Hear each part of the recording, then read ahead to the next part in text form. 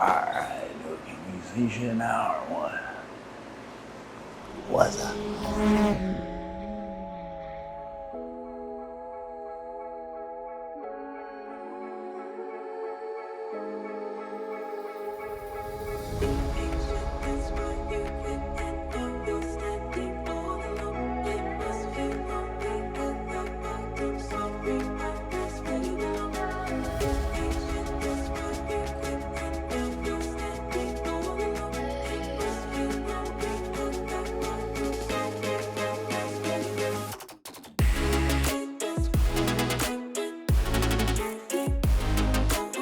What do you know? It's a Volkswagen.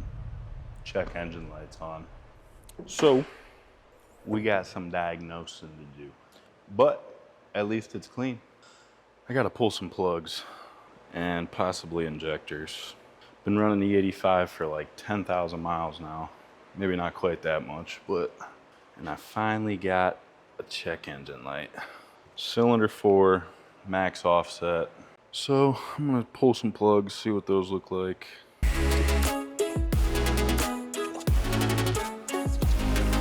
Well, after fighting with this coil pack for about 15 minutes, I'm gonna try warming the car up. All right, so ran the car, got up to like 190 degrees. And now let's see if we can get these out of here. Ha-ha! Success. So a little more wriggling. I let it cool down a little bit so I could actually grab on it. And she freed up. She's a little mangled, but I think it'll be all right. So now I can pull this plug and see what it looks like.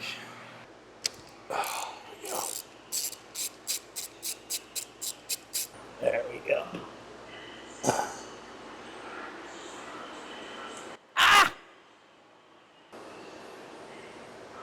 This is the coil pack setup. I need to get this top nut off so I can get the ground off, right? With the whole thing spinning, thus twisting the ground around. And I don't have a wrench that'll fit on this bottom nut. All right, I don't know if you're even gonna be able to hear me or if that fan's gonna be too much, but it's too hot to not have it on. So I'm gonna start yanking coil packs. That way I can swap the plugs. So yeah, I guess let me go over what I got here. We got a cabin air filter, air filter, set of plugs, NGK, the race plugs, step holder. We got a fuel injector. I'm just gonna swap the fuel injector. Intake manifold gasket, since that's gotta come off. And I bought an injector seal kit because it was like $4. And I don't know if this injector came with it or not. So I guess we're gonna start with plugs and then go from there. My car is roasting right now. So until that's done, the fan stays on. Oh, and I found a little wrench too. Those are all loose. It's still way too hot to touch this thing. So we're gonna have to cut for now. And that'll give my phone a chance to charge. So the predicament is I got a check engine light, all right? Injector at max offset, cylinder 4.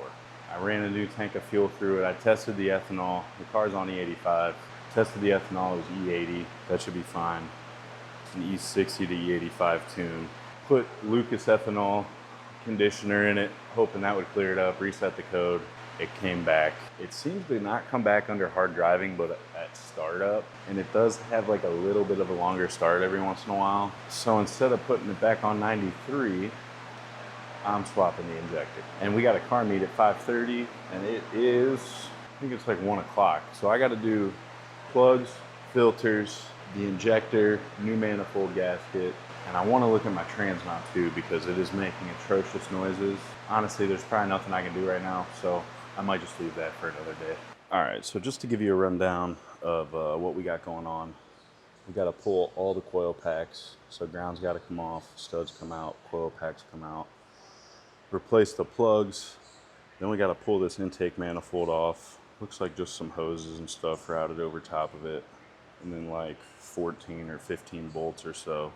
Some plugs and wires. Get that pulled off. Then we gotta pull the cylinder 4 injector, get that swapped out. We got that right here.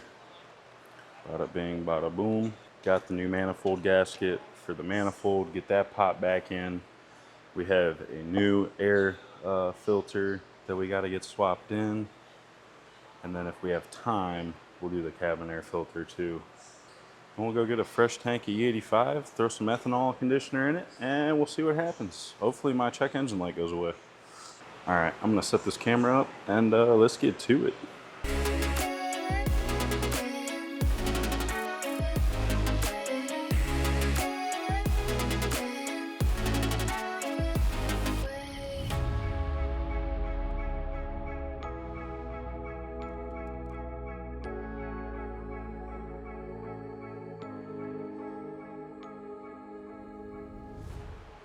All right, the camera quit out on me, but I got the new plugs in. Coil packs are all back together.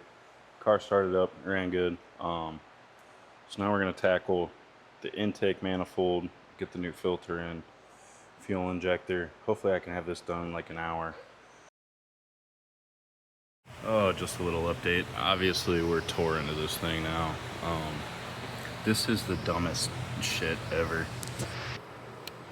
Barely see it, but see how the injector harness clip is in front of that M10 right there? You cannot get a socket on that. I have my extendos, they will not fit. And I can't get that injector harness off because the fuel rail's in the way. It's like, this is just dumb. I got this side off. That side's loose, but this is where I'm at. This intake was an absolute bear to get off. Yeah. Definitely not making it to that car show. Oh my goodness, this has been not as easy as I thought. I got the new injector in. I lost an O-ring to one of them, and I cannot find it. So luckily I had the O-ring off of the old injector. I put that over here. The new injector had a new O-ring. All the injectors stayed in the head, so that's good. I just got the fuel rail bolted down. I can now get this last injector plugged in. You do have to get this sucker off of here in order to get to this bolt, which is crazy to me. But see how this is like the absolute worst placement. All right, we're on. And we're locked. Alright. Once you do figure out these clips, they're not so bad unless you have no space to get to them. Everything's plugged in here. This can get snapped back on.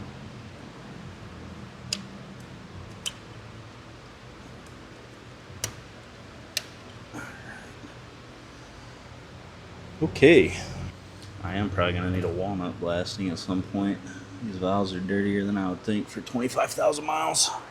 Alright, we can start buttoning everything back together. I might have splashed a tiny bit of coolant from here into my oil filter there. So, I might suck that out. And I really hope that O-ring didn't go down there. It flew off somewhere. I hope I find it under the car. Alright. Let's keep it rolling. Gotta get the intake manifold back in, which is going to be a pain in the ass. Swap the air filter, get the air box back in, button it all up. We'll be good to go. We are buttoned up. Man, this was not fun. I'm not gonna lie. This is my first time working on this car, like tearing into it, and you need some small hands. My hands are so beat up from all them little clips and just reaching around. Couple tips if you do have to pull off the Mark 8 intake manifold. There's a bracket right here that as soon as you get this manifold loose and coming up, as soon as you can get a wrench on these two bolts, take this bracket off. It'll make your life easy because there's a little clip. There's a plug here that you can unplug, but half of it's clipped to that bracket, and that little clip to get it to slide off of there is absolutely a pain in the ass. So unbolt the bracket, get the intake manifold out, and then unclip that. Don't even bother doing it while it's still bolted together. Other than that, there is like a couple vacuum lines on the bottom side of the intake right here. So again, once you have this like halfway off of here, because it kind of comes out like this, kind of reach your hand in there and look, and you'll be able to get those vacuum lines pulled off. Going back together was pretty smooth. Also, this bracket here has to come off, this bolt, and then there's two bolts down there. This bracket just barely clips the intake manifold, which is kind of stupid in my opinion. But so we're buttoned back together. We got fresh plugs, new fuel injector, fresh air filter. So now, really all we have to do is clear the codes with our OBD11. If you don't have one of these, highly recommend. I'm gonna clear these codes, cycle the key a few times to get fuel back into it.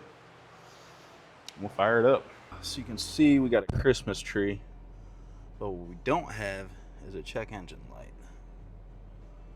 So this is pretty normal when you have the battery unhooked to these. All the driver safety stuff kind of goes bonkers. So I just pulled out and they all cleared up.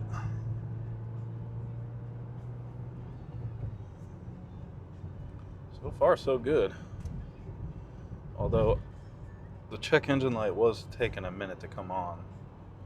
So we'll know really in about 100 miles or so.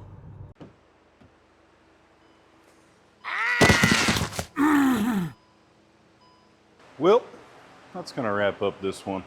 Check engine lights back on for EVAP this time. So, gonna order a purge valve. I don't know. I checked all the vacuum lines, they're all good. I checked all the sensors, they're all plugged in. So, I guess it just failed while I was doing the injector.